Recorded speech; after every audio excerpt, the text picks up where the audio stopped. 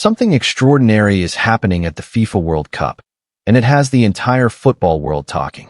After Argentina's dramatic quarterfinal victory over Switzerland, controversy exploded almost immediately.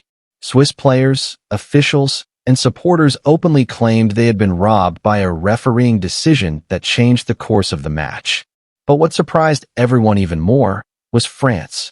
A team that hasn't even faced Argentina in this tournament suddenly spoke out, adding fuel to an already growing debate. Their comments have sparked worldwide discussion and raised one question that refuses to go away. Has this World Cup been filled with too many controversial decisions involving Argentina? Let's break down exactly what happened. Argentina entered the quarterfinal as the clear favorite.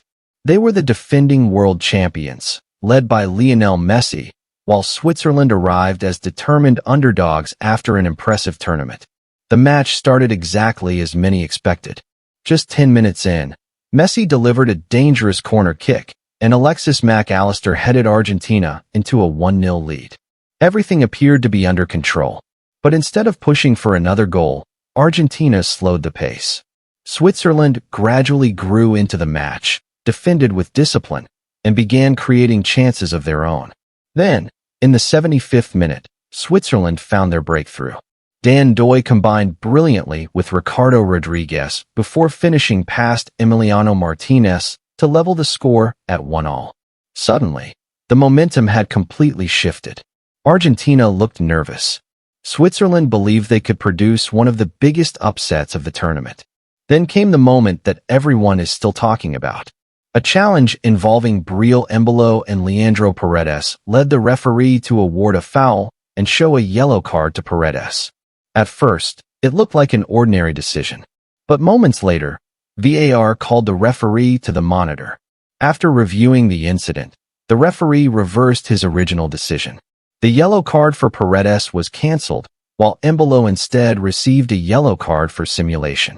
Because Embolo had already been booked earlier in the match, that second yellow immediately became a red card. Switzerland were reduced to 10 men. That decision completely changed the atmosphere of the game. Swiss players protested immediately, arguing that VAR had gone beyond its intended role. According to their interpretation, the review process had been used not only to identify the wrong player, but to completely reinterpret the incident itself. Following the match, Swiss officials and media questioned whether this type of intervention had ever been applied in such a situation before. Whether those claims are correct has become the subject of intense debate among football fans, analysts, and former referees. With a numerical advantage, Argentina slowly regained control. Switzerland defended bravely, holding on deep into extra time.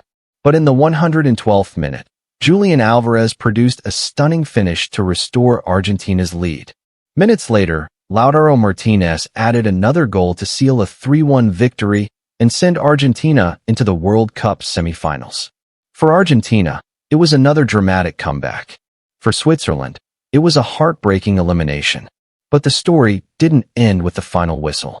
Reports soon emerged that members of the Swiss camp were preparing an official complaint regarding the officiating. The focus wasn't only on the Embolo incident. Instead, many questioned the overall consistency of refereeing decisions throughout Argentina's tournament. Then came another unexpected twist. France began speaking publicly about the growing controversy. Although they had not yet played Argentina, many believed France could potentially meet them in the World Cup final. Their decision to comment before that possible meeting immediately attracted worldwide attention. Supporters argued they were simply calling for transparency and consistent officiating. Critics, however, accused them of trying to increase pressure on FIFA before any future encounter. Whatever the motivation, the controversy had grown far beyond one match.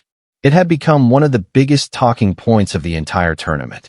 As the debate intensified, many people began asking a much bigger question.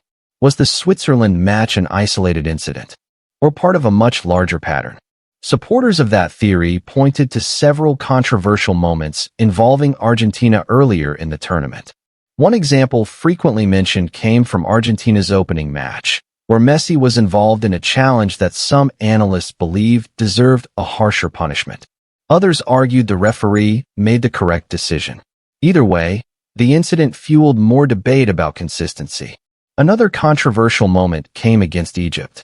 With Argentina trailing late in the match, Egypt thought they had scored a decisive goal that would eliminate the defending champions. After a lengthy VAR review, however, the goal was ruled out for a foul that many Egyptian players considered extremely soft. Argentina stayed alive, completed an incredible comeback, and advanced to the quarterfinals. For Argentina's supporters, it was simply football. For their critics, it became another decision added to a growing list of controversial calls. Whether those incidents were connected or completely unrelated remains a matter of opinion. But after Switzerland's elimination, discussions across television, social media, and sports programs became impossible to ignore. Then France entered the conversation. Many believed the timing was no coincidence.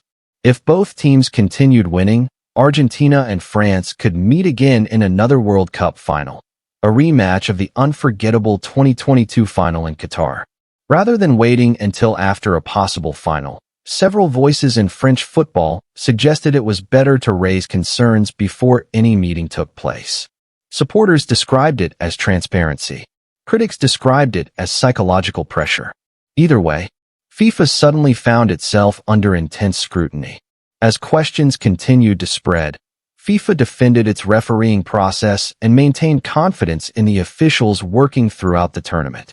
Despite that response, public debate only became louder. Former players, football analysts, journalists, and millions of supporters all began sharing different opinions.